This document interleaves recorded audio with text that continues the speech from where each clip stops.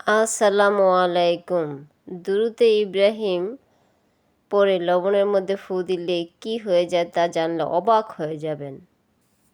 প্রথমে আস্তাগফিরুল্লাহ ৩ বার, দুরূদ শরীফ ৩ বার, আয়াতুল কুরসি ১ বার, সূরা ইখলাস ৩ বার, সূরা ফালাক ৩ বার, সূরা নাস ৩ বার। এইভাবে পড়ে আপনি যতটুকু লবণ খেতে পারবেন সে অল্প একটু লবণ নেবেন। এই লবণের মধ্যে এগুলো পড়ে ফু দিবেন।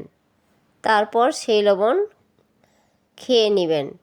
সকালবেলা ফজর নামাজ পড়ে খেয়ে নেবেন এবং মাগরিব নামাজ পড়ে খেয়ে নেবেন এভাবেই পড়ে। তো এরকমভাবে 11 দিন পাঠ করবেন। কেউ আপনার কোনো জাদুটোনা বা নষ্ট ক্ষতি করে থাকলে তা নষ্ট হয়ে যাবে, কোনো কিছুই কাজে আসবে না। এই আমলটুকু করবেন সকালবেলা ফজর নামাজ পড়ে এবং মাগরিব নামাজ পড়ার পরে।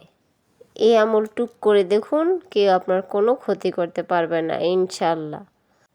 তো ইসলামকে ভালোবেসে ভিডিওটা প্রচুর পরিমাণে শেয়ার করে দিন, এতে আপনার অনেক সওয়াব হবে। এতে অসংখ্য মানুষ আমলটি করতে পারবে, জানতে পারবে এবং শিখতে পারবে।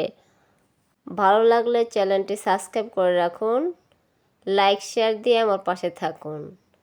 তো এমনইভাবে নতুন নতুন ভিডিও নিয়ে আপনাদের মাঝে চলে আসবো। সেই পর্যন্তই সবাই ভালো থাকুন, সুস্থ থাকুন। আল্লাহ হাফেজ।